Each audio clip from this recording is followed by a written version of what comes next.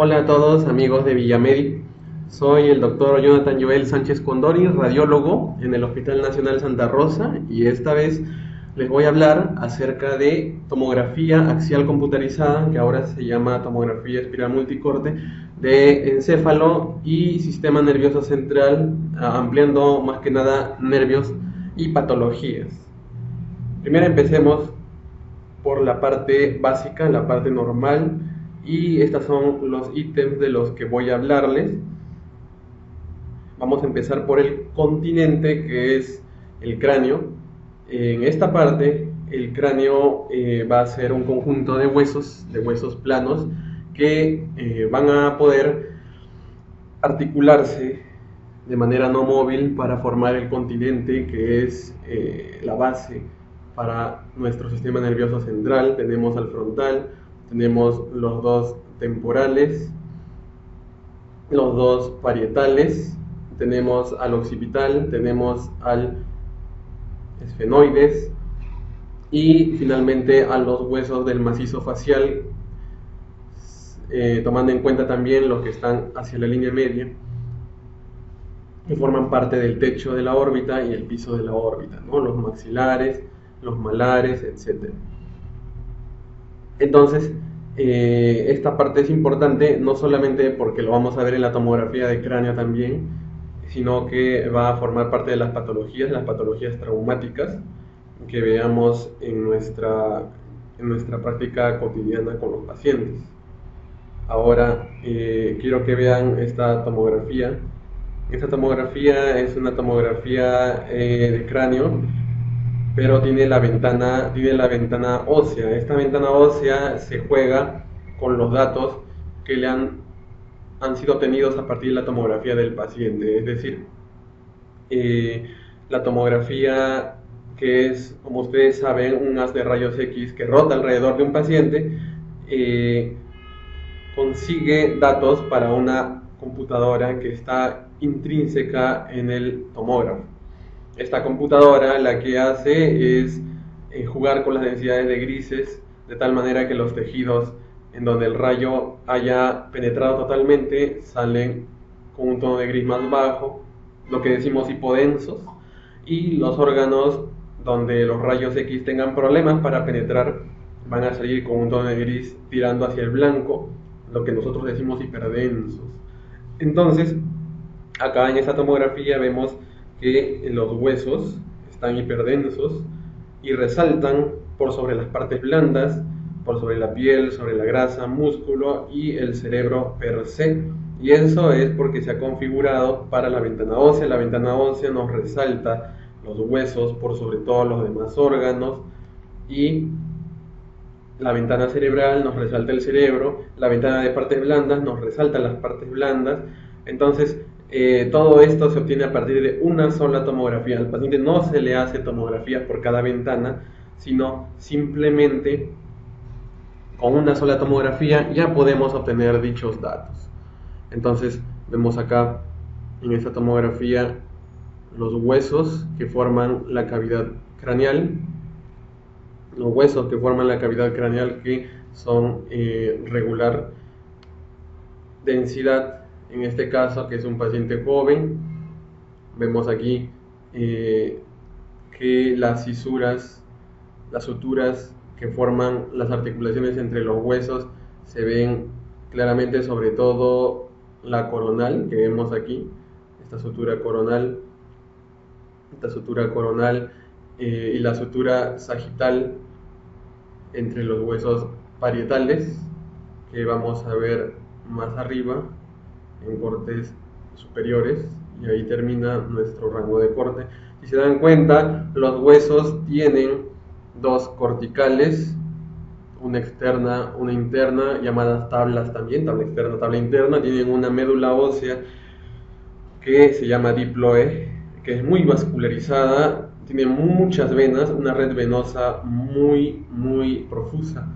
Acá no se llega a visualizar esa red venosa como se debería, porque la tomografía no llega a distinguir vena por vena, pero cuando uno, por ejemplo, opera en cirugía, una craneotomía, podemos ver que hay una vasculatura muy profusa. Uno pensaría que el hueso no la tiene, pero en realidad sí, sí lo tiene. Acá en los cortes más inferiores vemos los temporales que son la parte más delgada. La escama del temporal es una de las partes más delgadas del cráneo y por lo tanto una de las que se rompen más fácilmente en un traumatismo. Luego vemos que aparece la fosa cerebral media y la fosa posterior que contiene cerebelo y tallo encefálico. Y finalmente vemos otras partes de la base del cráneo, como los peñascos del temporal con las celdillas mastoideas neumatizadas. Vemos la parte del esfenoides, que es la piedra angular, porque todos los huesos de la base del cráneo se articulan con el esfenoides, salvo quizá algunos del macizo facial, que forman parte de la órbita, pero prácticamente el esfenoides es la piedra angular de la bóveda craneana. Y tenemos finalmente ya todo lo que es las partes blandas, ¿no? Los congos auditivos externos e internos, los meatos auditivos y los agujeros, el agujero rasgado, el agujero redondo, contienen a los grandes vasos que entran por la cavidad. Entonces, acá tenemos todo lo que son partes óseas en la ventana ósea, y normalmente no necesitamos ordenarle al tecnólogo para que haga una ventana ósea, porque todos los datos por sí solos pueden prestarse para formar esa ventana. Entonces, en la estructura externa tenemos al cerebro con los lóbulos que ya conocen. Agrego uno más, el lóbulo de la ínsula. El lóbulo de la ínsula, que en realidad por muchos es considerado parte del lóbulo temporal, es un lóbulo que está en lo profundo de la cisura silviana. Ahorita vamos a ver. Acá vemos el cerebro, vemos la cisura silviana, que es la que destaca de todas las horizontales, la más destacable, la cisura silviana, y la que separa el lóbulo temporal de todo el resto, y vemos una cisura perpendicular o casi perpendicular a la cisura silviana, que es la cisura rolándica, y tenemos sus circunvoluciones prerolándico precentral y postcentral, que controlan los homúnculos de Penfield, tanto el sensitivo como el motor. Y acá tenemos la zona prefrontal. Esta zona prefrontal es la zona del comportamiento, y también tenemos hacia atrás los lóbulos parietales, el derecho y el izquierdo, separados del frontal por la cisura de Rolando o la cisura central. Y finalmente tenemos el lóbulo occipital, que es un dolor de cabeza, para poder segmentarlo, porque sobre todo en la parte externa no tenemos un hito anatómico para poder separar el lóbulo occipital del resto. Pero si nosotros nos vamos a una sección interhemisférica sagital, acá podemos ver que la fisura rolándica se continúa hasta el interior. Tenemos también acá la cuña del occipital, y acá vemos que hay una fisura que sí nos separa muy bien el occipital del parietal.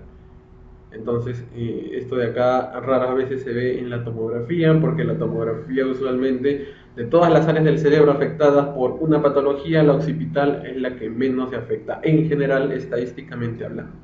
Luego vemos acá lo que es el cuerpo calloso.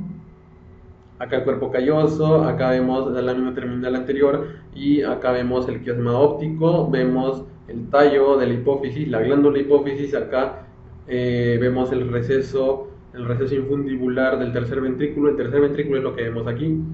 Vemos el plexo coroideo, que está a ambos lados, en ambos ventrículos laterales.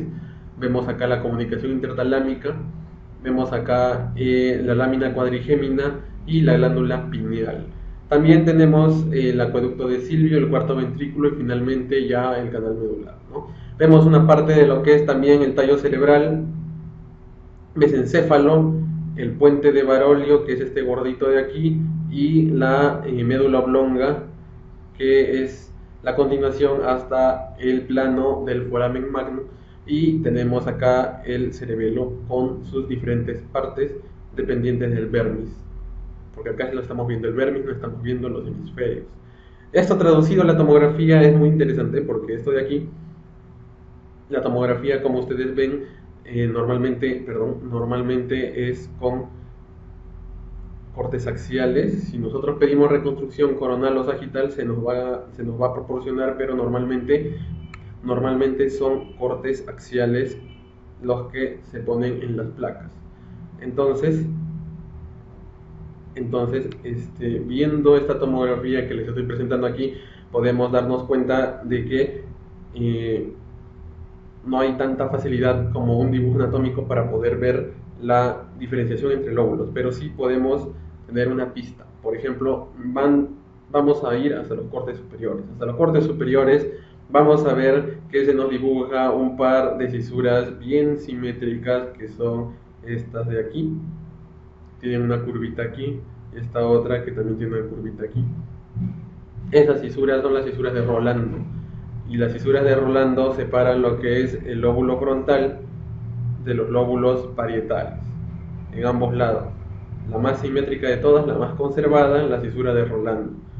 Acá vemos en el homúnculo de Penfield que esa curvita que vemos en la cisura corresponde a la mano, así que es un punto muy importante en el caso de que identifiquemos una lesión, porque de ahí nos permite identificar todo lo que sigue del homúnculo de Penfield.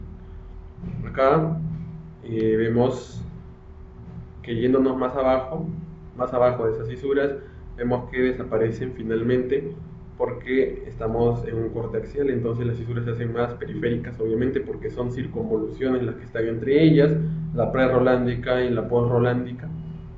Vemos que aparece esta área hipodensa interna que corresponde a la sustancia blanca, axones de neuronas, y la sustancia gris, que es un poquito más hiperdensa que la sustancia blanca, es la que corresponde a los núcleos de las neuronas. Bueno, seguimos bajando,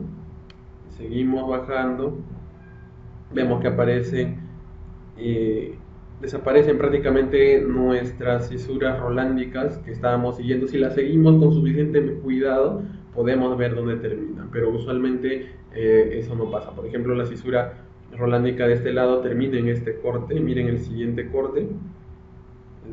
corte ya no está, desaparece, no es porque ya no existe, sino es porque se hace más pequeño. Una vez yéndonos más hacia abajo, ya vemos que aparece las cisuras silvianas, el valle silviano, y dentro aparece todavía un poco de corteza. Esa corteza que aparece en el interior del valle silviano es la ínsula, el lóbulo de la ínsula para muchos, que para otros es parte también del lóbulo temporal. Y ese valle silviano también se extiende hacia abajo, y miren, llega incluso hacia la fosa cerebral media. Ya nosotros también vemos este Mickey Mouse que aparece en estos cortes más inferiores, debajo de los ventrículos laterales que se están formando en el centro. Aparece un Mickey Mouse. Ese Mickey Mouse es el mesencéfalo. En el centro atrás tiene el acueducto de Silvio, y nosotros bajamos y se hace gordito, bien gordito, y se conecta con el cerebelo, y atrás está el cuarto ventrículo, y esto ya pasa a ser el puente de Barol. Y una vez que bajamos ya se hace menos gordito. Esto se llama médula oblonga, y una vez que se forma ya el agujero magno pasa a ser médula espinal. Entonces ya sabemos distinguir las partes del cerebro. Me faltó diferenciar lo que es el lóbulo occipital de los parietales. En ese caso nosotros nos vamos hacia un corte intermedio por aquí. Vemos esta cisura que se forma hacia atrás. Entonces trazamos una recta más o menos apuntando hacia el centro, y esa cuña es el lóbulo occipital. En la tomografía usualmente no están claros los límites del lóbulo occipital con respecto al resto, y eso es natural. No son muchas las lesiones que se forman en el lóbulo occipital, pero es importante saber cómo se diferencia. Otro punto a detallar es que una vez que ya aparece la cisura silviana, ya estamos hablando de temporales. Faltaría el cerebelo. El cerebelo está en la fosa posterior, y es lo primero que aparece al abrirse el tentorio. Miren esta línea hiperdensa acá en el centro, esta línea que se empieza a abrir, miren, se abre. Esa línea es el tentorio, que es una lámina de dura madre que separa la fosa posterior del resto del cerebro. Por eso que el cerebro per se se llama supratentorial y el cerebelo es infratentorial. ¿Por qué? Porque lo separa el tentorio, que es una lámina de dura madre. Tenemos el cerebelo, aquí el cerebelo tiene en su centro el vermis y acá los hemisferios cerebelosos y acá en el centro el cuarto ventrículo. Muy bien, entonces ya sabemos distinguir las diversas partes. Acá están descansando en la fosa cerebral media los lóbulos temporales. Eso sería todo en cuanto a estructura externa. Ahora, repasando lo que son las divisiones, acá vemos la cisura rolándica y anterior a ella el lóbulo frontal, que es un lóbulo bastante grande, como se pueden dar cuenta. Abajo del lóbulo frontal también tiene una parte plana que descansa en la fosa cerebral anterior, que está formada sobre todo por los huesos frontales. Y acá vemos parte del primer par craneal, el olfatorio. Bueno, acá la cisura rolándica separa lo que son los lóbulos parietales en ambos lados, y abajo la cisura silviana, que no se ve aquí, pero sí se ve aquí, esta cisura de acá, separa el lóbulo temporal del resto.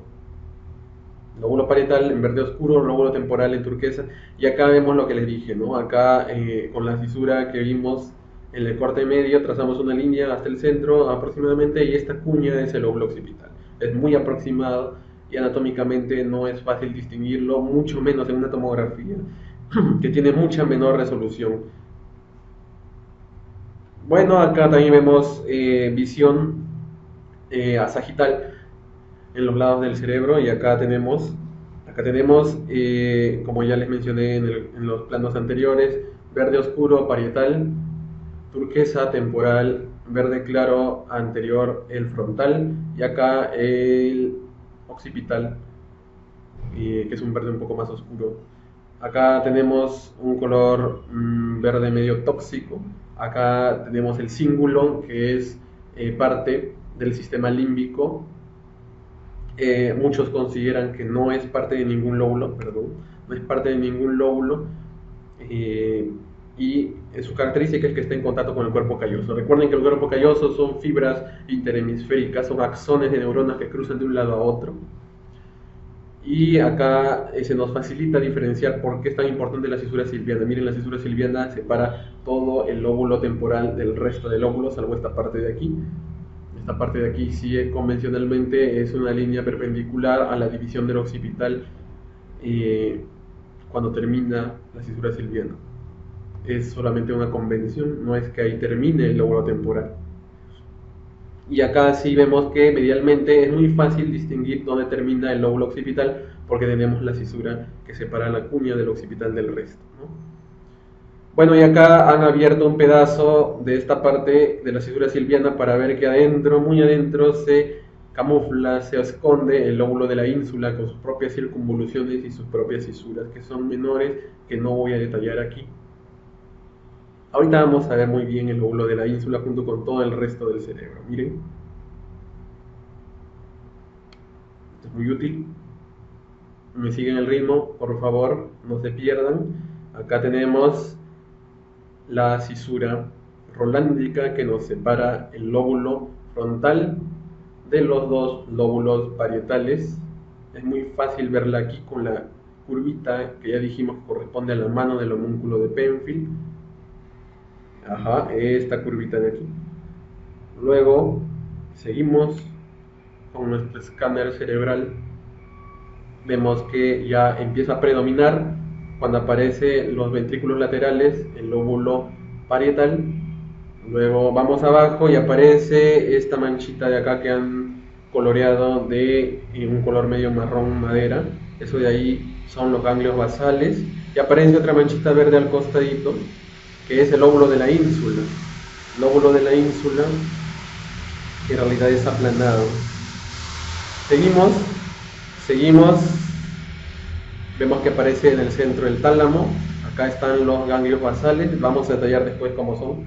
Luego vemos que desaparece el lóbulo parietal y empieza a aparecer algo grande cuando ya empieza a aparecer también la cisura silviana. Ya dijimos cisura silviana igual al lóbulo temporal, entonces ya estamos viendo el lóbulo temporal aquí. El lóbulo occipital está por detrás, ya dijimos línea diagonal hacia más o menos el centro, a partir de la cisura que se nota en los cortes medios, ya es el lóbulo occipital. Entonces, siguen el ritmo, aparece primero los ganglios basales, luego aparece el lóbulo de la ínsula, después medial, muy medial el tálamo, luego ya empieza a aparecer hacia atrás el lóbulo occipital y hacia adelante el lóbulo temporal, que empiezan a predominar ya en los cortes más bajos.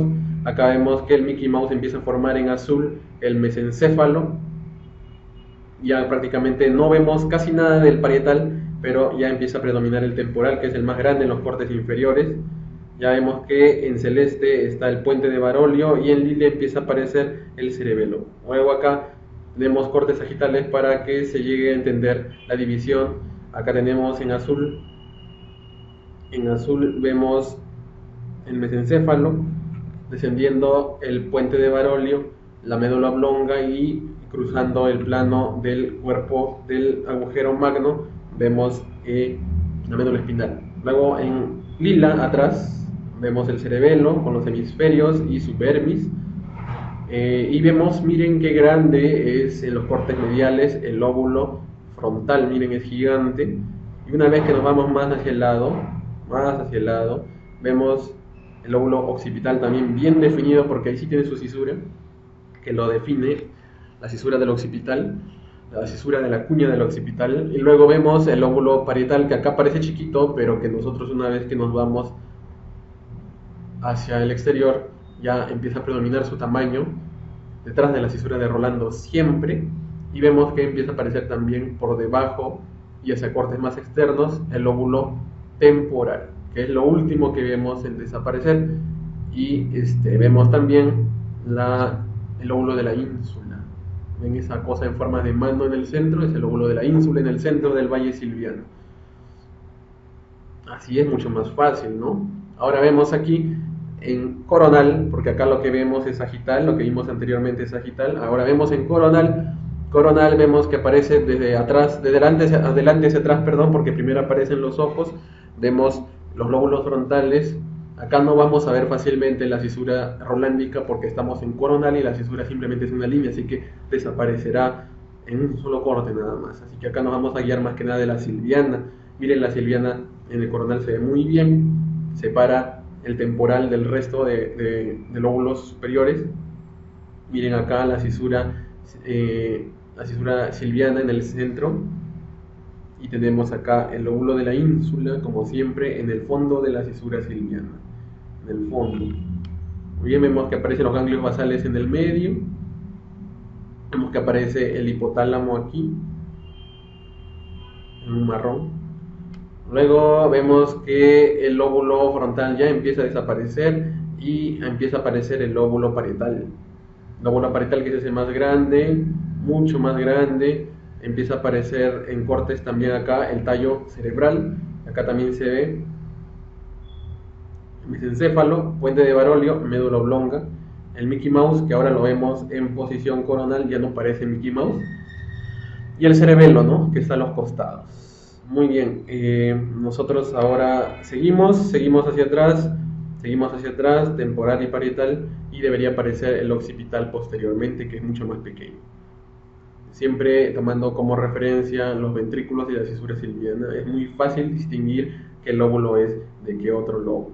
Si se dan cuenta, los detalles de la tomografía no son tan finos. Esta es una ventana cerebral. ¿Se acuerdan la ventana que vimos al inicio? La ventana de hueso es muy diferente. Acá el hueso no se nota en tanto detalle, en cambio la ventana cerebral sí. Esa es la segmentación. Bueno, ahora el mesencéfalo, el puente de la médula, el cerebelo ya lo hemos visto, son parte de la estructura externa también. Ya vimos el tentorio que separa el cerebelo de todo lo que está arriba, el cerebro propiamente dicho, los ganglios basales. Este es el tentorio, y esto de acá es otra lámina, pero es perpendicular, es vertical. Esto se llama hoz del cerebro, y separa el hemisferio derecho del hemisferio izquierdo. Acá vemos otra vez lo mismo, en verdecito el tallo cerebral, Y acá el cuarto ventrículo con sus recesos. Vamos a verlos ahora mismo, en un ratito. Ahora, es importante también el tallo cerebral. ¿Por qué? Porque de él nacen los nervios craneales, los famosos pares craneales.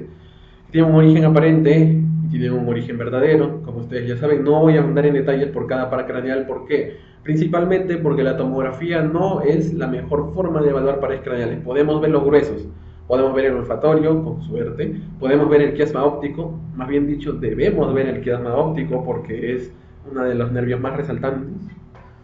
Podemos ver el quinto par, sí, pero el resto de pares o son muy delgados o su densidad es tan similar al resto del sistema nervioso central que en la tomografía es muy difícil distinguirlos, muy difícil. No hay suficiente resolución como para distinguir los pares craneales detalladamente.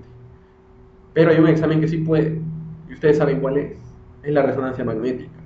No voy a hablar de la resonancia magnética ahora, porque es todo un tema aparte, es todo un mundo, pero para que sepan que para evaluar nervios craneales no hay mejor examen que la resonancia magnética, mucho mejor que la tomografía. Entonces acá vemos otra tomografía. En esta tomografía vemos aquí que es un corte exacto, es un corte sagital, es un corte sagital, y en este corte sagital podemos ver lo que les he dicho. Miren el tentorio, ahorita va a aparecer, ¿ves? Miren el tentorio, ¿ves esa lámina? Esta lámina de aquí, que separa cerebelo del resto de cráneo, es el tentorio. Es dura madre, es meninge prácticamente, meninge que separa lo de la fosa posterior del resto. Bueno, acá vemos también el tallo cerebral. Ya dijimos cómo se llama esta parte pequeña debajo de los núcleos grises del centro, de los ganglios basales. Se llama el Mickey Mouse, se llama mesencéfalo. Acá el gordito se llama puente de Barolio, que está adelante del cerebelo. Este es el cuarto ventrículo, este es el acueducto de Silvio, y por acá ya desfoga en el canal medular, no sin antes tener los agujeros de Luschka y Magendie, que ustedes bien saben por anatomía también qué significan. Ahorita lo vamos a ver también, no se preocupen. Acá debajo tenemos la médula oblonga hasta el plano del agujero magno. Si se dan cuenta, los detalles anatómicos son lo suficiente como para distinguir las segmentaciones primarias, pero más no así para ver detalles finos. Si se dan cuenta, la tomografía no te ve detalles muy finos en partes blandas, pero sí es suficiente para ver lesiones. Es muy útil, o sea, la utilidad no se niega, pero para ver detalles finos en sustancia blanca, en sustancia gris, la resonancia le supera, obviamente. Muy bien, entonces ya sabemos que es supratentorial, que es infratentorial, ya sabemos distinguir en la tomografía las estructuras de la base del cráneo, ya sabemos distinguir cerebelo, sabemos qué es el tentorio, sabemos distinguir lóbulo cerebral de otro en todos los cortes. Y ahora vamos a ver la estructura interna. La estructura interna es muy interesante porque tiene, ya dijimos que es la corteza, es núcleo de neuronas, la sustancia blanca son los axones de las neuronas, los núcleos grises de la base son neuronas, núcleos de neuronas sí, porque son sustancia gris, pero están en el centro del cerebro, en el centro de toda la sustancia blanca. Por eso se le llama sustancia gris profunda. Bueno, el tallo cerebral también tiene sus núcleos, pero ojo que esos núcleos de tallo cerebral en la tomografía no se pueden ver. Ustedes habrán escuchado del núcleo gris, la sustancia negra, los tractos córtico-medulares, los tractos piramidales, etcétera, etcétera. Eso no se puede ver. Se puede inferir por posición anatómica, pero no se puede ver. ¿Por qué? Porque no tiene resolución para ver esa parte. Ya les dije, para ver tallo cerebral es muy útil la tomografía, pero mucho más útil también, así como para ver nervios craneales, es la resonancia magnética. Eso es algo que tienen que tener en cuenta. Obviamente no estoy negando la utilidad de la tomografía, pero estoy dando un acápite sobre la resolución. Los ganglios basales, que usualmente están por acá, en el centro, en los cortes entre los ventrículos laterales. Acá vemos en morado, ¿cómo se llama? El diencéfalo o tálamo. Acá vemos el ganglio basal con forma más extraña, que es el núcleo caudado, su cabeza y la cola. Acá vemos el putamen y el globo pálido, que forman el estriado, que usualmente así bonito no se ve en la tomografía. En la tomografía no vamos a poder distinguir fácilmente el globo pálido del putamen. pero sí vamos a poder distinguir este triángulo que forman los dos juntos que se llama el estriado. Obviamente el claustro o antemuro y la cápsula extrema, la cápsula externa y la cápsula interna, pues la cápsula interna sí se va a ver, el claustro no se va a ver muy fácilmente, prácticamente casi nunca, y la cápsula extrema y la cápsula externa se van a ver como una sola capa de sustancia blanca. Obviamente entre ellas está el claustro, pero nosotros no lo vamos a ver. Lo que sí vamos a ver es la cortical del lóbulo de la ínsula, porque es justo en ese corte donde vamos a ver mejor los ganglios basales. Ahorita miren, aparte, antes de pasar, miren la relación que hay entre los ganglios basales y los ventrículos laterales. Tienen varias conexiones entre el striatum y el ganglio basal que corresponde al núcleo caudado. Son muchas conexiones. Ay, miren, vamos a comparar. A ver. Bueno, ya les dije anteriormente que es muy fácil segmentar. Miren, tenemos el corte de la ínsula, porque ya aparece la ínsula y vemos justamente aquí el tálamo, que es muy fácil de ver porque tiene una densidad similar a la de la corteza cerebral y es una bolita que está justo en la línea media. Luego, externo a eso está todo el plano de los ganglios basales. Miren acá, este gordito que se forma cerca del cuerno anterior del lóbulo del ventrículo lateral es la cabeza del núcleo caudado. La cola es tan pequeña que a veces no se ve, y este triángulo de aquí es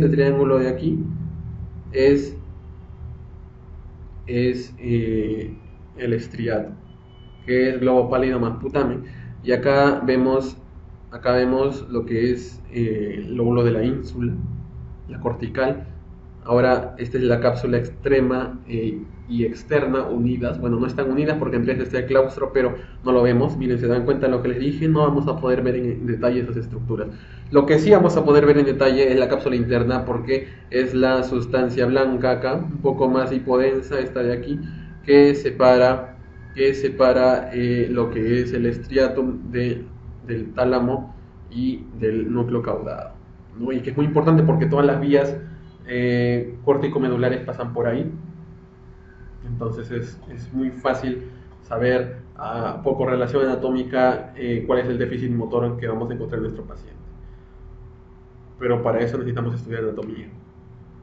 Y también para distinguirla en las placas es muy importante la anatomía, no solamente para ubicar a nuestro paciente. Por eso, si estudian mucho anatomía y si se lo recuerdan cada vez que tienen un paciente con síndromes neurológicos, es muy importante, les va a servir también para ver la tomografía. Muy bueno, acá vemos lo que se forma el Mickey Mouse, el mesencéfalo. Acá terminan los tálamos. Bueno, el hipotálamo, que es este ganchito que conecta con la hipófisis. Pero lo que les quiero mostrar es esto. Esta es una resonancia cerebral en secuencia T2, porque los líquidos brillan. Miren aquí, se ve mucho más fácil la diferenciación del estriato. De la cabeza del núcleo caudado, obviamente es esta. Miren el estriato, bien bonito, con forma triangular.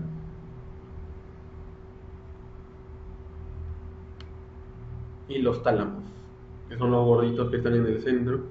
Acá es muy fácil distinguir también la cápsula extrema de la externa. Y miren esta línea finita, hiperintensa, porque acá todo le decimos hiperintensa, lo que resalta un poco más en gris. Es el claustro. Entonces, la moraleja es, si ustedes quieren ver en detalle los núcleos de la base, por A o B patología que sospechen, la resonancia es su respuesta. Obviamente la tomografía también da datos, pero mucha más precisión espacial te da la resonancia. ¿Se dan cuenta? Acá la resonancia prima en detalle y en resolución. Por eso es que es preferida para evaluación completa de lesiones. Bueno, para abajo el Mickey Mouse también, el puente de Barolio y la médula oblonga que está por abajo.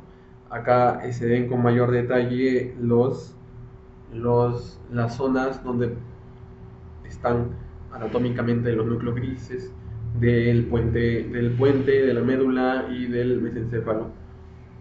A diferencia de la tomografía no te los ve tan bien. Miren aquí, miren la diferencia. La diferencia es resaltante a la vista. Entonces es mucho más fácil distinguir las estructuras con la resonancia. Esa es la moraleja que quiero que se lleven. Bueno, el sistema ventricular, que tiene ventrículos laterales, tercer ventrículo, cuarto ventrículo y plexos coroideos. Este sistema ventricular es muy importante de saber anatómicamente cómo es.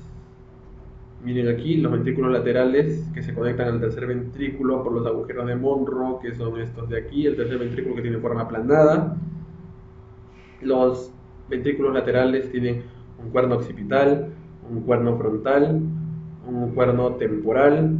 Este triángulo que une los tres cuernos, bueno, la parte de acá que es el cuerpo, este triángulo que une el cuerno occipital, el temporal y el cuerpo se llama trígono, y por acá salen los plexos coroideos, el trígono.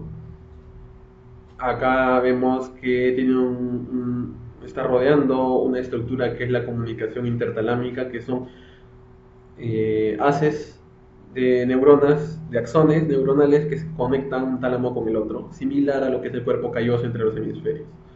Acá vemos el tercer ventrículo que tiene puntitas que son recesos, receso suprapineal, receso pineal, receso supraquiasmático y el receso anterior. Y acá, el infundibular y el anterior, que es el supraquiasmático. El infundibular que conecta justamente con la hipófisis. Acá tenemos el acueducto de Silvio con el cuarto ventrículo, y acá tenemos los agujeros de Luschka y el de Magendie, que es el posterior, que conecta el cuarto ventrículo con la cisterna magna. Todo esto de acá está conteniendo líquido cefalorraquídeo y es necesario verlo como una estructura tridimensional antes que simples planos en una tomografía. Así que recuerden que esta es su forma verdadera. Es una estructura plana con todos sus recesos.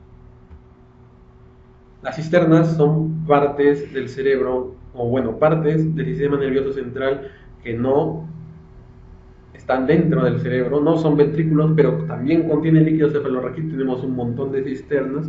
Ahorita les voy a mostrar las cisternas más conocidas, las más útiles.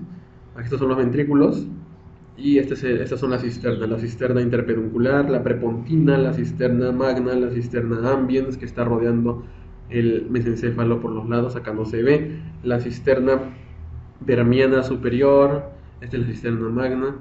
Vemos la cisterna de la lámina cuadrigémina, vemos que también conecta con el espacio subdural, y acá es donde toda la sangre va a través de las proyecciones de las velocidades aracnoideas hacia la circulación de los senos venosos sagital y sigmoideo, sobre todo, también rectos, ¿no? Aquí están los plexos coroideos. Todo eso lo vamos a poder ver en la tomografía.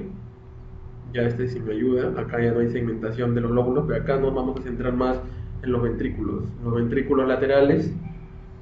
Acá vemos los plexos coroideos que están hiperdensos en los trígonos. ¿Se acuerdan que les dije las estructuras que conectan todo? Los trígonos están aquí, con los plexos coroideos en su interior.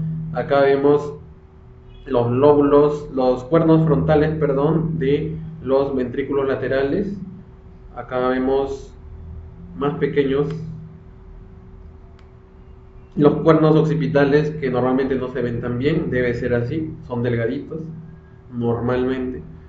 Y luego vemos los cuernos temporales, que también son bien delgados, muy delgados. Miren, acá solo se ven los puntitos, son bien delgados. Así es como se debe ver un cerebro normal. Luego la cisterna ambiens, que es la que rodea el mesencéfalo y parte del puente. Acá tenemos la cisterna interpeduncular, que está entre los puentes, entre los pedúnculos cerebrales, que son las orejitas del Mickey Mouse, son los pedúnculos cerebrales, y acá está un espacio donde circula líquido que se llama cisterna interpeduncular. Luego, después de la cisterna ambiens, que rodea todo el mesencéfalo, atrás vemos la cisterna prepontina, que es este espacio, el cuarto ventrículo, los agujeros de Luschka que están conectando con las cisternas. La cisterna ambiens también se llega hasta abajo, a los costados.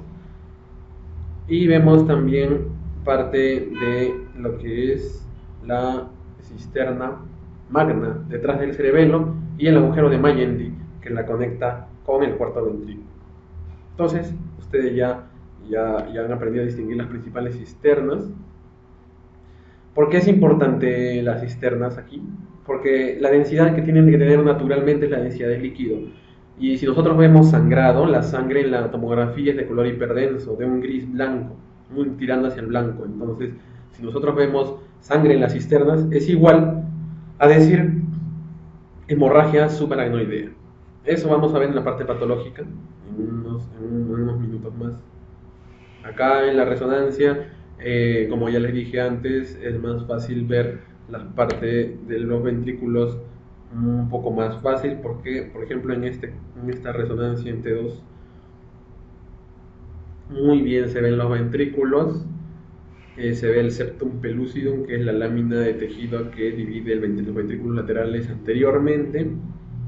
Vemos también lo que son las cisternas fácilmente, porque acá el líquido se distingue del resto de materia por ser de color de gris blanco. Acá vemos los cuernos temporales, miren aquí, cuernos temporales, se ven un poco más fácil. Los occipitales también se ven más fácil porque están aquí, y estas cositas son los trígonos. Muy bien, este es el tercer ventrículo, y si nosotros bajamos, el tercer ventrículo se reduce a un agujerito que es el acueducto de Silvio.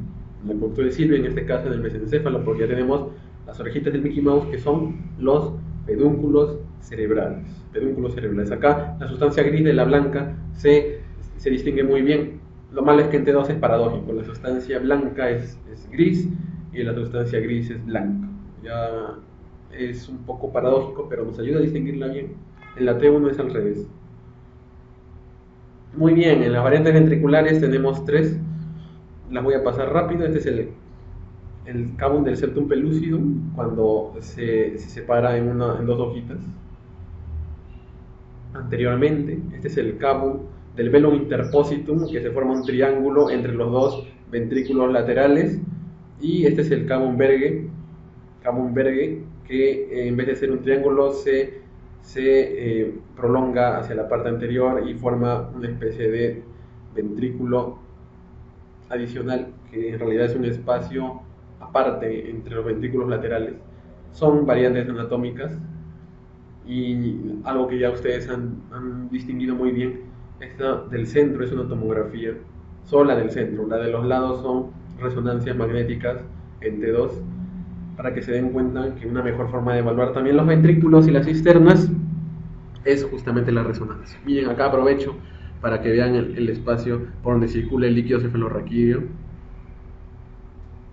que también es del mismo color del líquido en la resonancia. Muy bien, la anatomía pediátrica normal, los bebitos, los niñitos chiquitos tienen el cerebro lleno porque está en crecimiento, entonces aquí vemos que todo está más pequeño. Miren, acá el cerebro tiene una apariencia como si estuviera llena, las fisuras, las circunvoluciones no se ven. En el niño es así. Miren aquí. Los ventrículos también se ven aplanados. Es muy común en los niños verlos así, con poco espacio entre todo. Es un cerebro lleno, es un cráneo lleno. Muy bien aquí. Acá vemos una resonancia entre dos de un niño.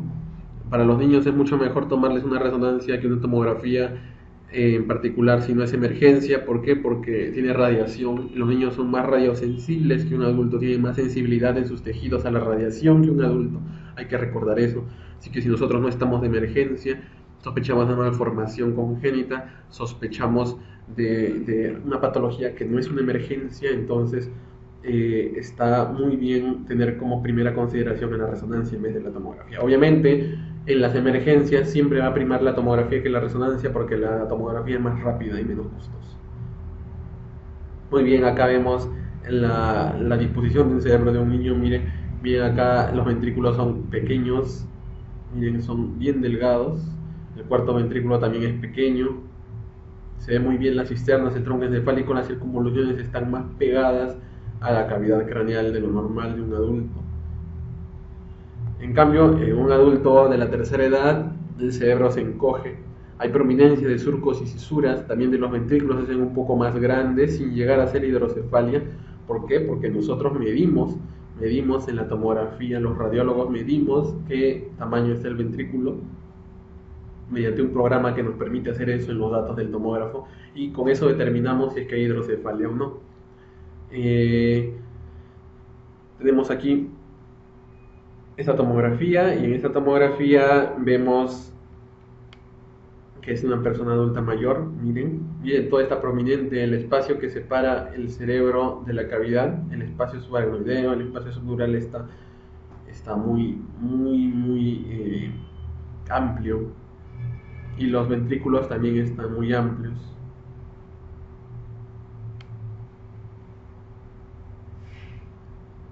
Miren acá, hay una hipodensidad alrededor de los ventrículos, eso de ahí es característico de la tercera edad. Se llama hipoatenuación periventricular, no es edema cerebral es diferente, pero se puede confundir porque los ventrículos empiezan a filtrar líquido cefalorraquídeo hacia la sustancia blanca.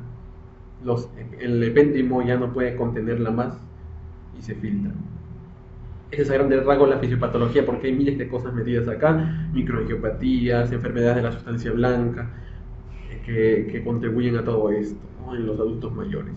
Así que no voy a ahondar en eso porque es una patología poco común de ver en una tomografía, más en la resonancia se ve. Acá miren los ventrículos cómo están ampliados. El volumen de las circunvoluciones también están adelgazadas, están ampliadas los surcos y cisuras. Así es como se ve el cerebro de una persona adulta mayor, aunque depende mucho. Por ejemplo, en el Alzheimer obviamente estos cambios van a ser maximizados. En cambio, en personas adultas mayores que se han conservado su higiene mental, su lectura, han hecho ejercicio, han llevado una vida sana, como que estos cambios van a ser menos aparentes, eso sí.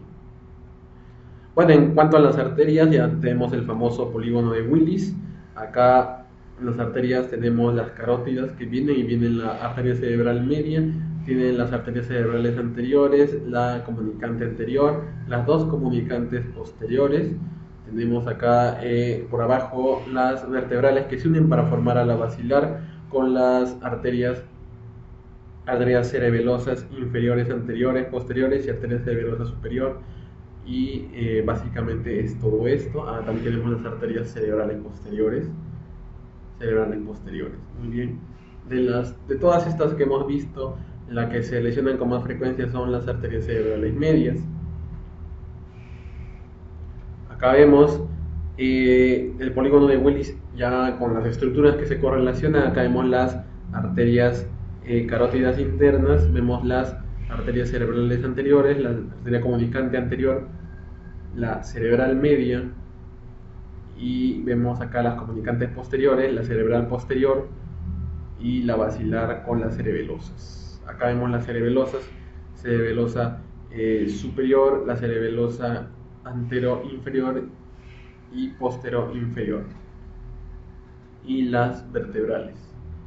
Muy bien, acá es donde vemos la necesidad de usar contraste en la tomografía. ¿Por qué? Porque en la tomografía las arterias por sí no se ven, entonces necesitamos inyectarle contraste al paciente para poder hacer una arteriografía cerebral o un angiotem, como normalmente lo conocemos, una angiografía cerebral, para ver las arterias dentro del sistema nervioso central.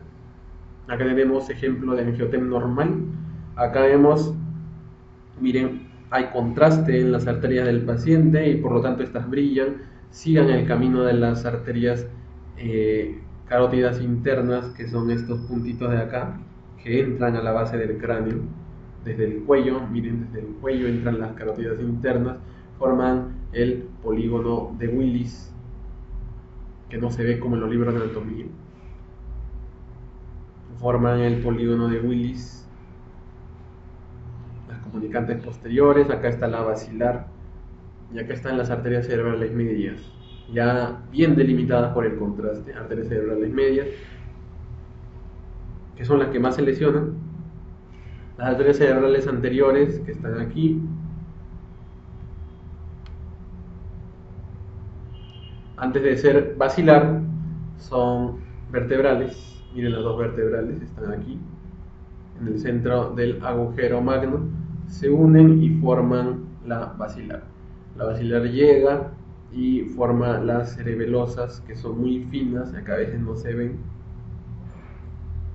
y las arterias cerebrales medias, posteriores y anteriores. Ahora vemos en un corte sagital.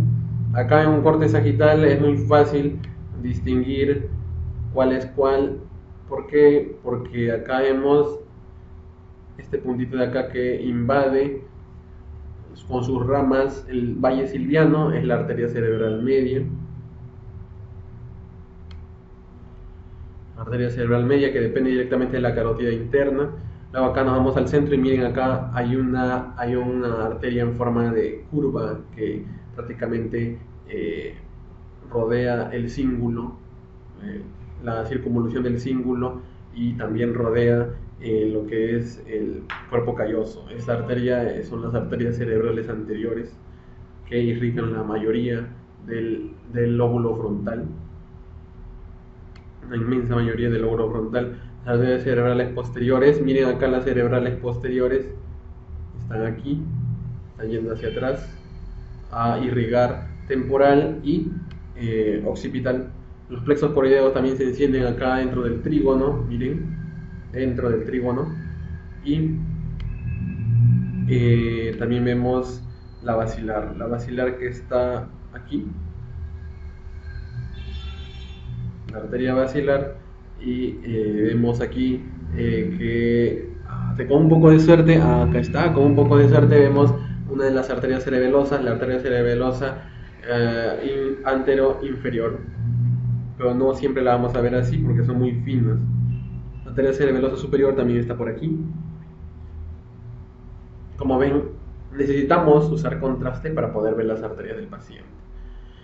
En cuanto a las meninges y senos venosos durales, ya vimos que las meninges están compuestas de dura madre, aracnoide y cipia madre. Acá normalmente la vamos a ver como una sola capa, en su mayoría corresponde a la dura madre. Acá no vamos a ver todas las capas de las meninges. Acá vemos, ya vimos el tentorio, ya vimos la hoz. Vamos a ver los senos venosos. Los senos venosos son venas que están dentro de esta meninge, rodeando el cerebro, y drenan la sangre tanto del cerebro y de algunos tejidos blandos adyacentes. Conectan con venas emisarias que vemos aquí. Con venas emisarias, los senos venosos conectan las venas emisarias con la superficie de la piel. ¿Para qué pasa eso? Es una disposición evolutiva que iguala la presión de la sangre dentro del cráneo y afuera, porque si no habría muchos problemas. También vemos que los senos venosos conectan con el sistema de colección de líquido cefalorraquídeo, aquí, con las granulaciones de Paccioni, y es una forma de devolver líquido cefalorraquídeo, porque el líquido cefalorraquídeo, es secretado por los ventrículos en los plexos coroideos y es devuelto hacia la sangre con las granulaciones de Paccioni. Muy bien, ahora vamos a ver los senos venosos.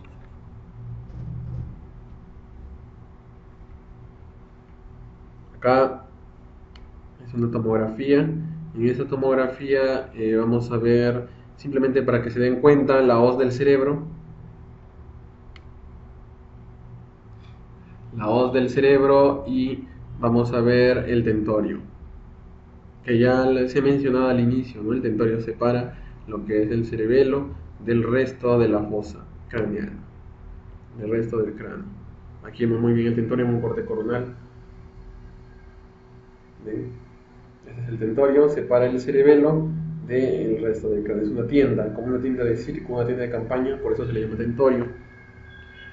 Seno cavernoso, que también es uno de los senos más importantes, aparte del seno sagital superior y los senos sigmoideos, seno recto y la prensa de erófilo acá, también los senos temporales, pero el más importante es el seno sagital superior, que es una gran vena que recorre la línea media. El seno cavernoso, que vendría a ser este del centro, que rodea tanto la hipófisis como los nervios que discurren ahí, rodea también la carótida interna, Nervios, tenemos el tercer, el cuarto, el quinto y el sexto par craneal. Normalmente en la tomografía no vamos a ver ninguno de esos. En la resonancia sí, como ya han podido adivinar. En la tomografía no. Pero sí podemos ver a grandes rasgos el seno cavernoso. ¿Cómo? Una vez que dejamos que pase un poco de tiempo, el contraste va a pasar a las venas y ahí ya vamos a poder ver contraste dentro de las venas en la cabeza. Entonces ahí vamos a tener una venografía cerebral, la cual nos va a permitir ver todos los senos venosos de los que ya he mencionado. Por ejemplo, acá vemos el seno venoso sagital. Vemos acá cómo continúa tanto adelante y hacia atrás. Seno venoso sagital. Vemos también que se hace más gordito en esta parte, es en la prensa de erófilo. ¿Por qué? Porque los senos sinovideos y los senos rectos que están a los lados, estos de aquí, se conectan en la prensa de erófilo. Miren estas cositas chiquitas, hipodensas, dentro de los senos. Esas son las granulaciones de Paccioni. Interesante, ¿no? Bueno, acá vamos a lo que vinimos. Acá vemos en el centro de todo las fosas de la base del cráneo. Miren que se alumbra de contraste, se pone más hiperdenso. Eso de ahí es sí, ya lo adivinaron, es el seno cavernoso, y acá contiene todo lo que hemos visto, todos los contenidos que hemos visto. Miren cómo se dirige el quiasma óptico hacia ahí. Los nervios ópticos se dirigen hacia el centro, obviamente. Rodeándolo está tanto el tallo de la hipófisis como las carótidas internas. Miren, acá también se ve el polígono de Willis. Ya dije cómo se llamaban estas de acá, ya saben, las arterias cerebrales medias, las de adelante, las arterias cerebrales anteriores. Estas son las comunicantes posteriores, la arteria basilar y las cerebrales, ¿no?, posteriores. Muy bien, y acá vemos también un corte coronal. Acá en el corte coronal también es importante porque, acá en el corte coronal es importante porque vemos el seno cavernoso, como lo vemos en la mayoría de esquemas. Miren aquí, las carótidas internas dan lugar a la cerebral media que discurre cerca de la cisura silviana, y acá vemos iluminado por el contraste al seno cavernoso, y en su interior están las arterias carótidas internas, pero no vemos a los nervios. ¿Se dan cuenta? No vemos a los nervios. ¿Por qué? Es que así es la tomografía, no tiene mucha resolución para ver ese tipo de estructuras tan finas dentro del seno cavernoso. Vemos el seno sagital por arriba, que es ese triángulo que se junta por detrás, miren, con los senos rectos en la prensa de erófilo. Son los senos venosos. Muy bien. La glándula hipófisis, que está en el centro de todas las fosas craneales, tiene sus relaciones con el seno cavernoso también y con todos los pares craneales que lo rodean. Tiene cisternas, una pequeña cisterna supracelular. También está en relación adelante con el quiasma óptico y está contenida por arriba por el seno esfenoidal. Hay dos tipos de hipófisis, la hemihipófisis y la neurohipófisis. Usualmente es posible a veces distinguirlas porque la neurohipófisis es usualmente más hiperdensa que la hemihipófisis y está contenida en la silla turca. Acá vemos la relación de la hipófisis con el resto de estructuras dentro del seno cavernoso, que es una vena gigante prácticamente. Y acá vemos que está rodeado de una cisterna, la cisterna supracelular, que está llena de líquido cefalorraquídeo, obviamente. Muy bien, acá vamos a echar un vistazo a la silla turca en una tomografía axial computarizada. Miren acá, mientras nos desplazamos desde el centro, vemos que ya se forma. Miren aquí, se forma una silla bien pequeñita. Miren, ¿ven la silla? ¿Cuál es la silla? Esta es la silla, chiquitita. Esa es la silla turca que contiene a la hipófisis, que es esta densidad de partes blandas en el interior de la silla turca, las apófisis clinoides posteriores y anteriores, y el piso de la silla turca, que es a su vez el techo del seno esfenoidal. No se vayan a olvidar, por lo cual es un acceso muy importante a la hora de cirugía de macroadenomas. Miren la silla turca en forma de media luna, comunica con el infundíbulo mediante el infundíbulo, comunica con el hipotálamo, Obviamente no vamos a verlo en detalle en el fundíbulo porque es una tomografía. La tomografía no tiene tanto detalle. Muy bien, la glándula pineal y los recesos del tercer ventrículo. Los recesos del tercer ventrículo como que son un poco difíciles de ver porque el corte que precisa para ver los recesos es fino y necesita estar justo en la línea media, así que normalmente no lo vamos a poder ver bien así. La glándula pineal, antes de pasar a las partes que más les interesa tal vez a algunos de ustedes, la parte patológica, terminando la parte anatómica. Falta la glándula pineal que secreta melatonina, aunque en la mayoría de adultos ya prácticamente está toda calcificada. Miren, esta es la glándula pineal, esa calcificación gruesa que hay detrás del tercer ventrículo es la glándula pineal. Característica, calcificación. Es una de las calcificaciones fisiológicas dentro del cráneo. ¿Cuáles son las otras calcificaciones fisiológicas dentro del cráneo? La de los ventrículos. ¿Qué cosa dentro de los ventrículos se puede calcificar?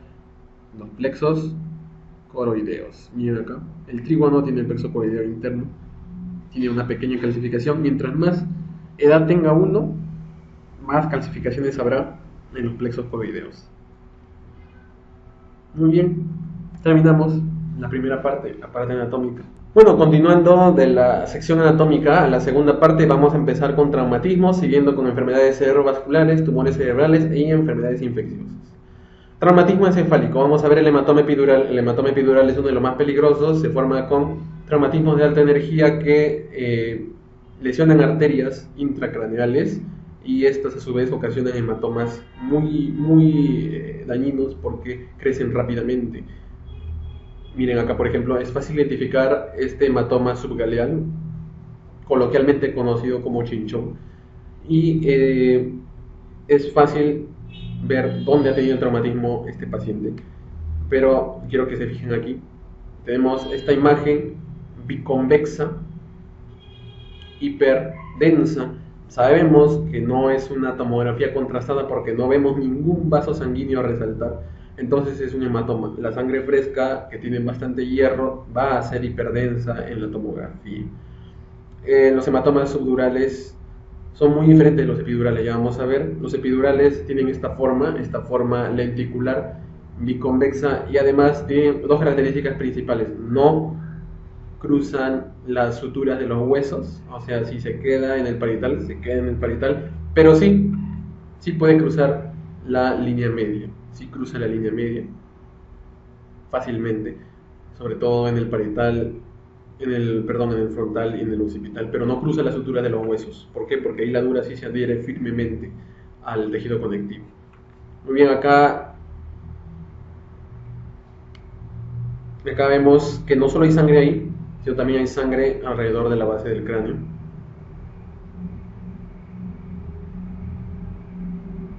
Acá, miren la pequeña cantidad de sangre que hay. Eso es muy importante. Esta es la moraleja. La moraleja es que siempre que tengan un traumatismo craneal busquen sangre en todo sitio y no se contenten solamente con la lesión más grande. Luego este mismo paciente que le tomamos una tomografía en ventana ósea, miren las fisuras, las suturas del cráneo, mírenlas. Tienen forma cerrada, esa forma dentada típica, pero miren acá aparece una solución de continuidad recta que no se parece en nada a las fisuras. Eso de ahí es una fractura craneal, y si la siguen, síganla por favor, síganla con la vista. Miren cómo se extiende a través de la escama del temporal y se va incluso al macizo facial. ¿Ven? Se va al macizo facial. Entonces eso es una fractura de cráneo. La otra moraleja, en el hematoma epidural, siempre buscar fracturas de cráneo en la ventana ósea. Muy bien, en el subdural, al ser debajo de la dura madre, no cruza la línea media porque la hoz del cerebro se le impide, la hoz cerebral se le impide, pero sí puede cruzar suturas. Es diferente que el epidural, se den cuenta.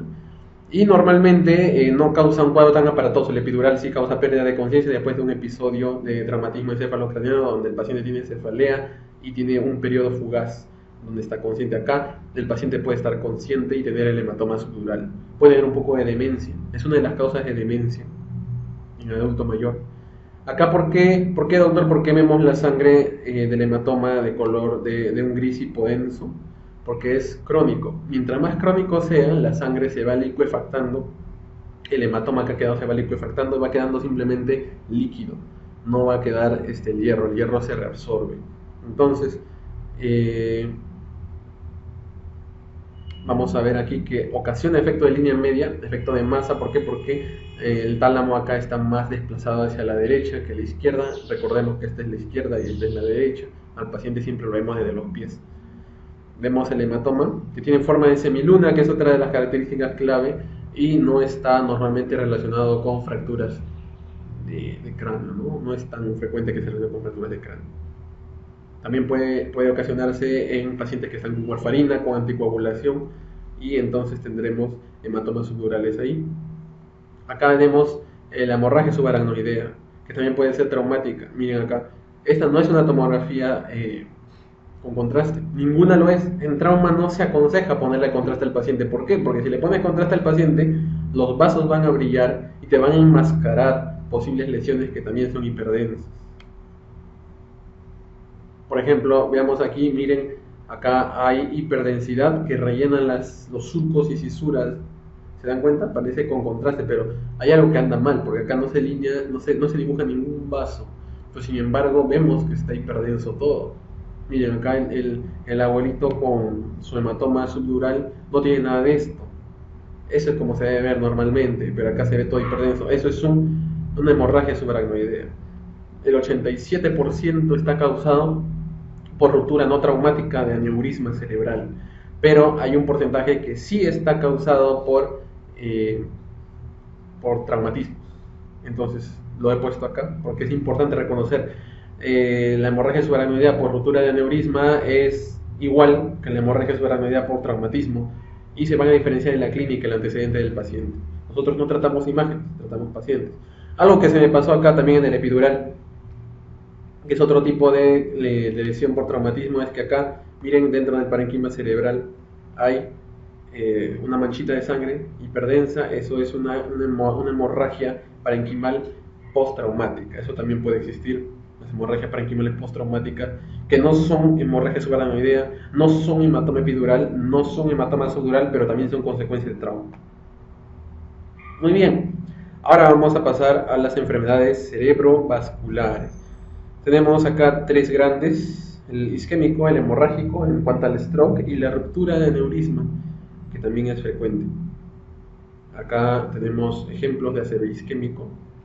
Miren acá les voy a ilustrar la necesidad de conocer anatomía. Miren aquí, miren la hipodensidad que sigue aquí,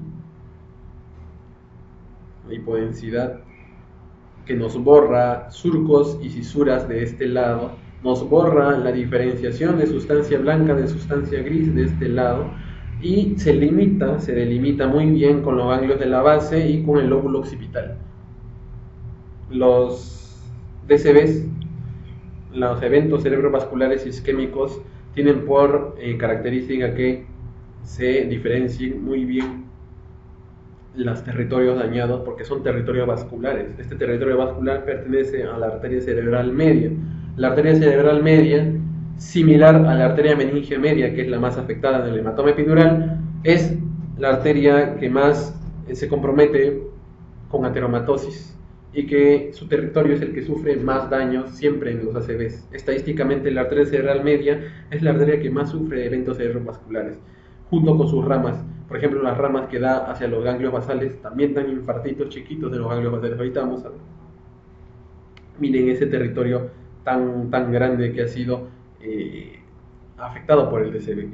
Inicialmente, en las primeras horas, puede no ser tan aparente esta área hipodensa, porque mientras más tiempo pase, más de 24 horas pase, más se va a delimitar el área, pero más tarde va a ser para nuestro paciente. Entonces, si hay posibilidad de hacerle una resonancia magnética de emergencia a un caso de DCV dudoso, pero por clínica sospechado, entonces si es posible, pues se le hace. Si no, pues tomografía. A todo DCV se le hace tomografía.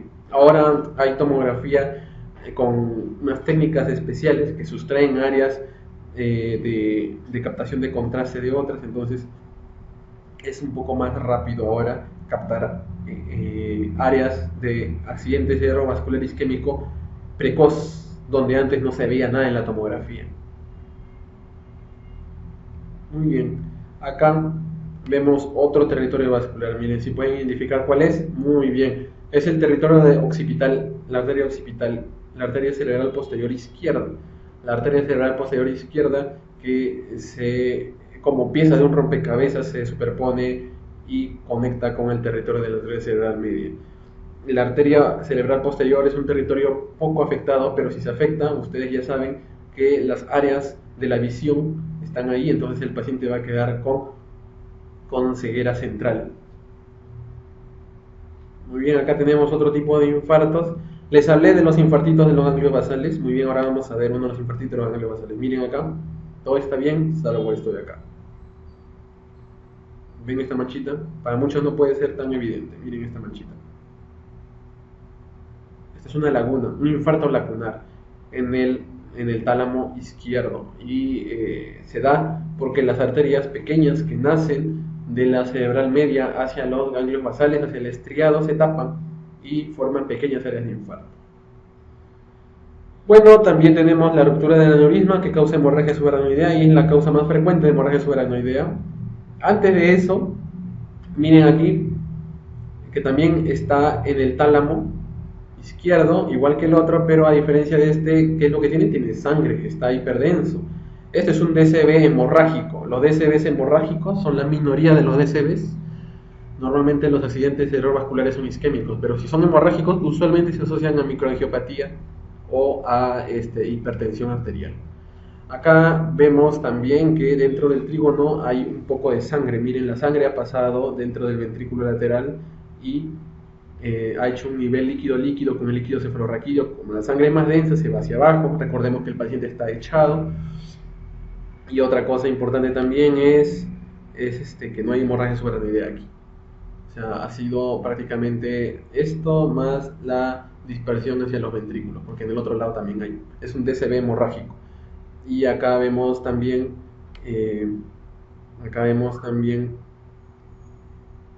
que es no contrastada. La tomografía es no contrastada porque no se ve ningún vaso. Bueno, acá sí vemos ruptura de aneurisma. La ruptura de aneurisma es frecuente también en nuestro medio. Miren acá, hay una hemorragia subaracnoidea, pero también hay un sangrado intraparenquimal que está pegado a donde debería estar la arteria cerebral media, ¿no es cierto? Este es sin contraste y hay una pequeña área de edema alrededor. Nosotros le metemos contraste al paciente y hacemos una angiografía para ver de dónde proviene ese aneurisma. Vemos los vasitos que se encienden con el contraste y vemos aquí cómo se delinea el aneurisma que está dependiendo de la arteria cerebral media, ¿no? El aneurisma con su sangrado. Como el sangrado es un coágulo y no hay sangre activa, pues no va a captar contraste obviamente. Solo capta contraste el área del aneurisma que tiene sangre corriendo, ¿cierto? Entonces es importante por eso en aneurismas, si es posible, usar contraste. Ruptura de aneurisma también da hemorragia subaracnoidea, es la primera causa. Cuanto a los tumores cerebrales, pues los tumores cerebrales es un tema muy complejo que no solamente tiene participación de la tomografía, sino también de la resonancia magnética. Debemos tener en cuenta que el tumor no solamente tiene forma característica a veces, sino también produce efecto de masa, desvía estructuras de la línea media, produce realce, captan contraste de manera diferente, tienen número, pueden ser múltiples o únicos, tienen calcificaciones, se localizan en diferentes partes y sobre todo debemos correlacionar con la edad y la historia del paciente. Realce se refiere a la forma en que captan contraste. Nosotros podemos ver un área de edema cerebral con una pequeña densidad central, pero si no le metemos contraste no vamos a poder ver a la verdadera causa de este edema cerebral. Dicho sea de paso, tenemos dos tipos de edema cerebral. Uno de ellos ya lo hemos visto en el ACV isquémico. ¿Se acuerdan? El ACV isquémico tiene este tipo de edema. Un edema que no discrimina entre corteza y sustancia blanca, es el edema citotóxico. ¿Por qué? Porque como no hay energía, al no haber sangre, entonces no funciona la bomba sodio y potasio y las células empiezan a llenar de agua. Entonces, como la célula es tanto de la neurona, es tanto axón como su cuerpo, entonces todo se va a llenar de agua y todo va a tener edema, es citotóxico. En cambio, el edema vasogénico es el edema que respeta la corteza, pero no así la sustancia blanca, y son como dedos de guante. Miren este edema, respeta la corteza, pero no la sustancia blanca. Eso es causado no porque las células se hinchen, sino porque la barrera hematoencefálica ha sido infiltrada y está filtrando líquido. Es por daño de la barrera hematoencefálica. Bueno, ya vimos la diferencia entre edema citotóxico y edema vasogénico. Vasogénico es más que nada en los tumores y en las infecciones, abscesos. Y el efecto de masa, que miren acá, es un quiste, una lesión quística que tiene densidad líquida y ocasiona un gran efecto de masa. Está comprimiendo el ventrículo lateral derecho y está desviando estructuras de la línea media. Se clasifican en base a su grado histológico. Si tienen un grado histológico 1 serán más benignos, entre comillas, y si tienen un grado histológico 4 van a ser más malignos. ¿Por qué digo entre comillas? Porque un tumor puede ser benigno pero tener un comportamiento maligno, ¿me entienden? O sea, si yo tengo un tumor benigno histológicamente ubicado en la fosa posterior, va a haber problemas porque va a crecer, va a comprimir el tallo cerebral, ahí están los centros respiratorios, el paciente puede morir. Sin embargo es benigno, pero tiene un comportamiento maligno, ¿me entienden? Entonces, el más característico de grado 1 es el meningioma. Y acá vemos en la no contrastada, bueno, en la no contrastada vemos que capta ciertamente, que no capta contraste obviamente porque no lo hemos echado, pero tiene un cierto grado de edema y está pegado, su característica es que esté pegado a la cavidad craneal.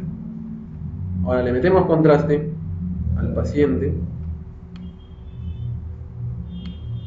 y miren cómo capta contraste, es diferente.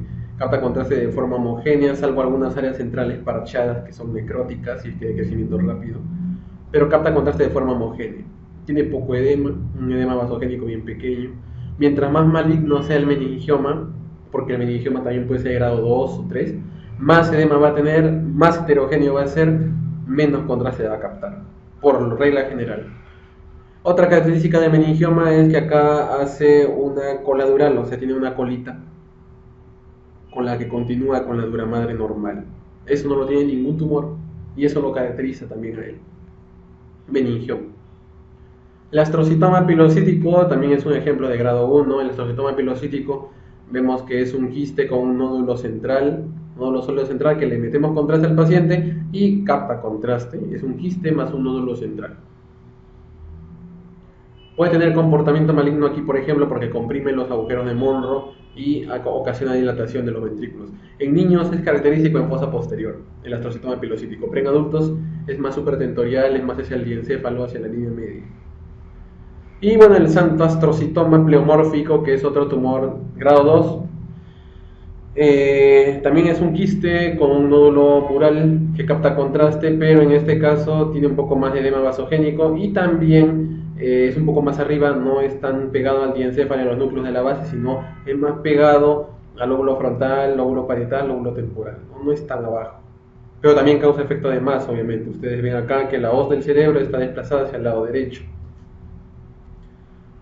Bueno, otro tipo de grado 2 es el oligodendroglioma, que lo pongo aquí porque es uno de los tumores que más se calcifican. Miren aquí. No necesito ponerle contraste para saber que hay un oligodendroglioma probable, porque tengo edema vasogénico que respeta la cortical y tengo las calcificaciones intraparenquimales. Entonces, eso basta para decir que es un oligodendroglioma en este paciente. Grado 2, aunque necesito de todas maneras ponerle contraste. En todos los tumores que se sospeche, ya sea por imagen previa o ya sea por clínica de paciente, necesitamos ponerle contraste sí o sí. En las infecciones también, en los traumatismos no. ¿Se dan cuenta? En las malformaciones arteriovenosas, en las aneurismas, sí también necesito ponerle contraste. Pero en los traumatismos no de primera mano. Moraleja. Luego el astrocitoma difuso, que también es de grado 2, es el grado más bajo de los astrocitomas. Miren aquí, miren aquí. ¿Dónde está? Miren aquí, es un astrocitoma de grado 2 que es hipodenso, que no tiene tanto edema, tiene un mínimo edema y que miren al ponerle contraste. Miren, al ponerle contraste, pues como que no capta mucho. Hay zonas pequeñas de captación de contraste, pero no capta mucho. No tiene tanto edema. No tiene, puede tener calcificaciones o no. Es un grado 2, un astrocitoma difuso. Se hace más maligno y se llama anaplásico cuando es de grado 3. Todos son derivados de los astrocitos. Y en este caso, en el grado 3, vemos aquí que es un poco menos definido sus márgenes, tiene más edema vasogénico que el otro. Y miren, si le ponemos contraste al paciente, por lo general el astrocitoma anaplásico tiene más áreas de captación que el astrocitoma difuso de bajo grado. Muy bien, seguimos en el grado de malignidad y vamos al astrocitoma más frecuente, por desgracia de todos, que es a su vez el más maligno, y que es el glioblastoma multiforme, que es el grado 4. Es frecuente, lamentablemente. Y en este caso vemos que este paciente tiene cerca del lóbulo occipital, en el lóbulo temporal, vemos esta lesión que es hipodensa, es irregular, heterogénea. Y cuando le ponemos contraste al paciente, vemos que capta en forma de anillo, el contraste, forma un anillo irregular, que tiene edema vasogénico más pronunciado todavía. Miren alrededor, ese dedo de guante alrededor que respeta la cortical, ese edema vasogénico, captación en anillo, tiene un área hipodensa en su interior por el crecimiento rápido de la necrosis. El edema se extiende hacia los planos más superiores de corte. Ahora la pregunta es, ¿el cáncer en el glioblastoma multiforme solo se extiende hasta esta parte? No. En realidad la extensión del glioblastoma y de muchos cánceres cerebrales es microscópica, infiltra los haces de axones neuronales y por ende la verdadera extensión del cáncer no va a ser evaluada por la tomografía, ni siquiera por la resonancia. La resonancia te dice un área más grande, pero aún así no te dice las infiltraciones microscópicas. Por desgracia, no existe ningún método que te pueda decir la verdadera extensión de un tumor. Glioblastoma multiforme. Se dice que estos tres, el astrocitoma difuso, el anaplásico y el glioblastoma multiforme, tienen un mecanismo de generación por golpes sucesivos, es decir, son mutaciones sucesivas que se dan desde el más benigno, entre comillas, hasta el más maligno. Son parte de la misma familia. Bueno, las metástasis, que son mucho más frecuentes que los tumores primarios en el cerebro, en este caso he escogido un paciente con melanoma, que se hace su chequeo de rutina y se le encuentra esto. Miren, bastante edema vasogénico y vemos áreas hiperdensas. Sin embargo, esta no es una tomografía contrastada. ¿Cómo se explica esto? A que son áreas de sangrado. ¿Por qué? Porque hay crecimiento rápido, rompen vasos al crecer y son múltiples metástasis. Le ponemos contraste. Al ponerle contraste al paciente, vamos a delimitar mejor las áreas. Vemos que tiene un anillo también que capta contraste.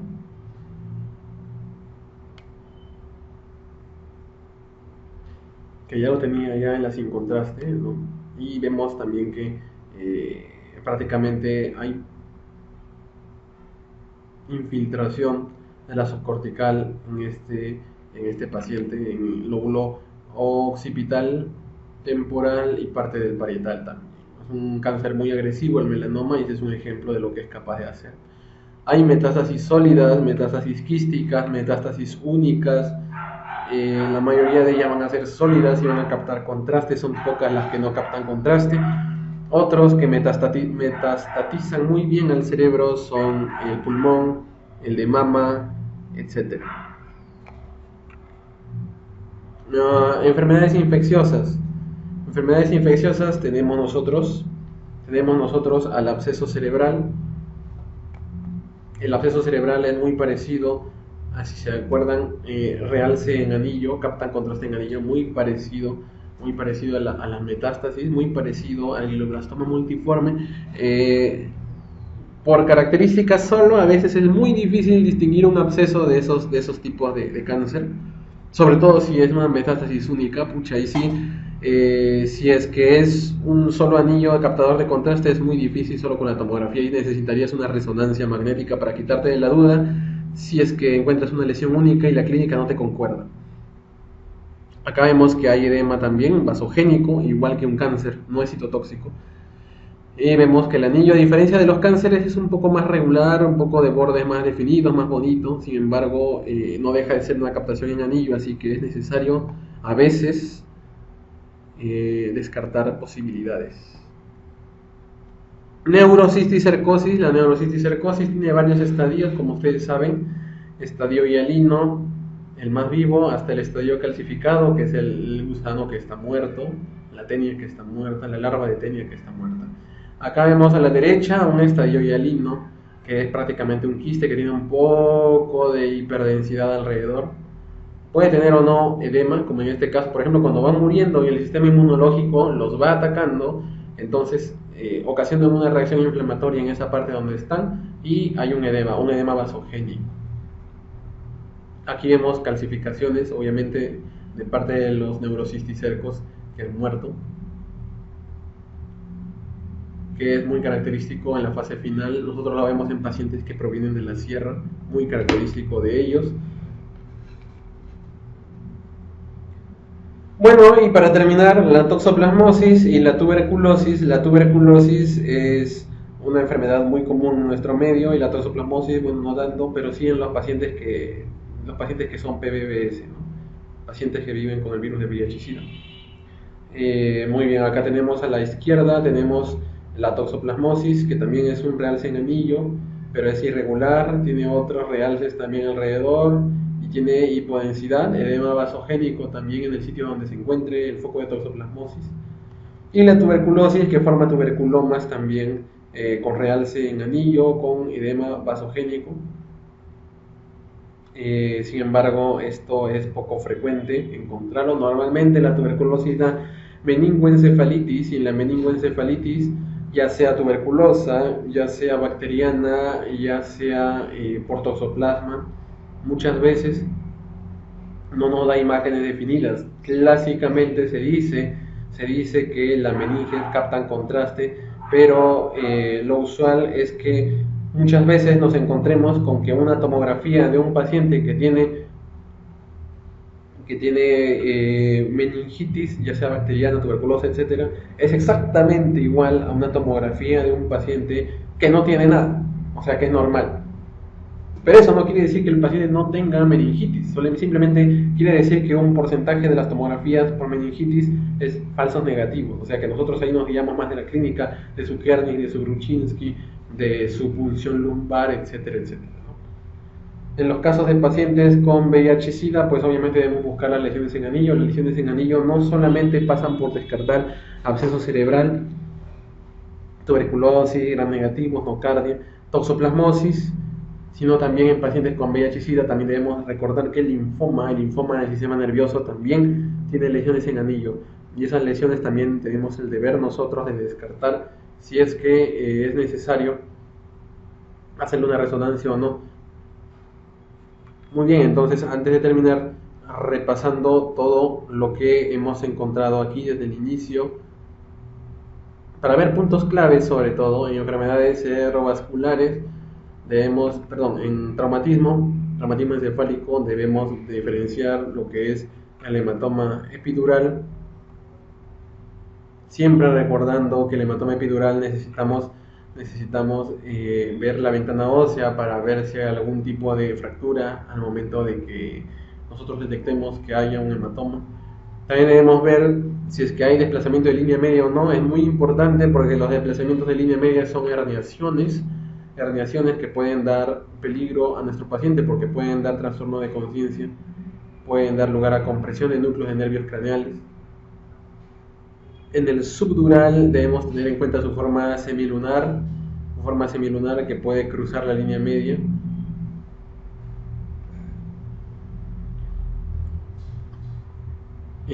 También tenemos que tener en cuenta el hecho de que puede ser crónico, el paciente puede estar totalmente normal. Y en el caso de la hemorragia subaracnoidea debemos tener en cuenta que, si bien es cierto el traumatismo es su principal causa, pues primero está a sospechar en un aneurisma roto antes que el traumatismo. Obviamente, si tenemos el antecedente clínico, pues va a ser traumatismo.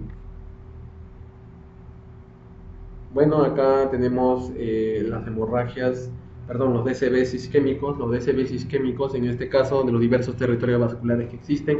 Por eso debemos saber anatomía bien para poder distinguir en qué territorio vascular está, en qué territorio vascular se encuentra esa área de DCB. Si nosotros vemos en un paciente que sospechamos por clínica DCB, vemos que tiene en la tomografía borramiento de surcos, que tiene en la tomografía signos que nos hacen sospechar de un DCB, pues normalmente, aparte de hacerle control clínico, se le hace control tomográfico. Para ver la extensión. Si nosotros tenemos a mano un resonador, pues se le hace una resonancia. Obviamente, acá tenemos también el DCB lacunar. No se olviden que el DCB lacunar es muy frecuente en pacientes adultos mayores, en los ganglios basales.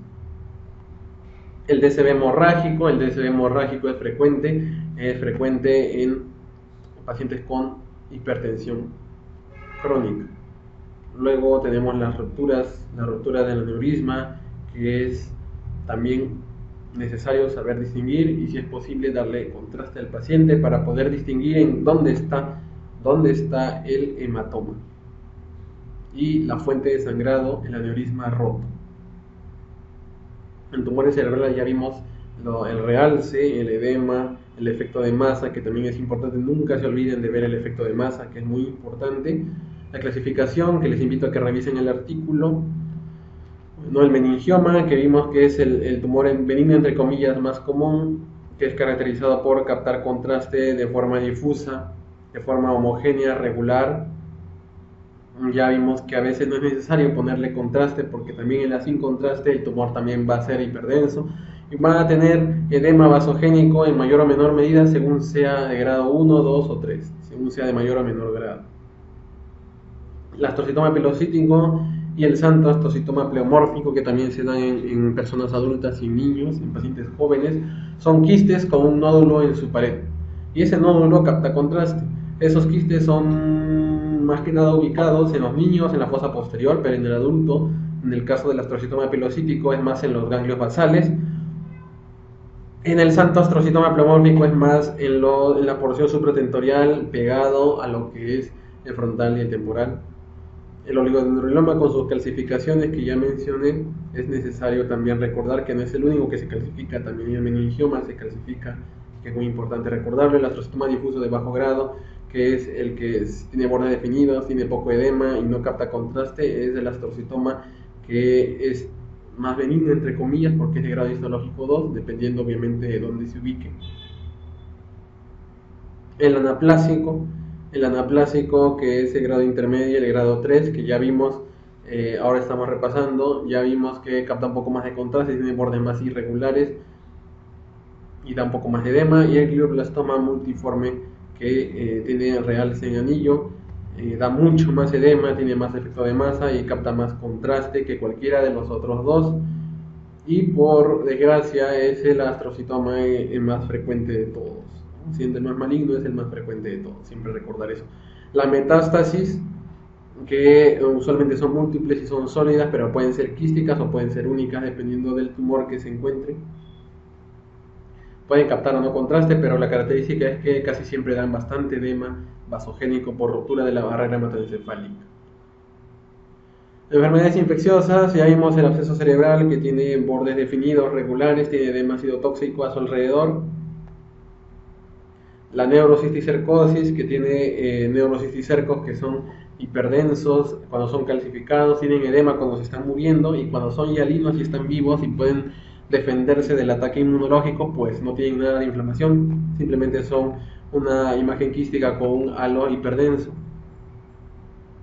La toxoplasmosis y la tuberculosis, que ya vimos que son otras formas de realce en anillo, ya sabemos que la toxoplasmosis debe diferenciarse de la tuberculosis en los casos de pacientes con VIH y SIDA, y que, por último, recapitulando las patologías infecciosas que tienen realce en anillo, en general son el glioblastoma, la metástasis, el absceso, la tuberculosis, especialmente el tuberculoma, no la meningoencefalitis, el tuberculoma, y la toxoplasmosis. Sobre todo en pacientes con VIH y SIDA debemos considerar al linfoma primario del sistema nervioso central, que es muy importante. Bueno, y eso es todo. Muchas gracias por su atención. Aquí les dejo mi correo y mi canal de YouTube a los que quieran suscribirse. Voy a subir contenido más variado de radiografías y tomografías para los que muestren su interés. Muchas gracias. Esto ha sido para Villamédico. Jonathan Sánchez para servirle.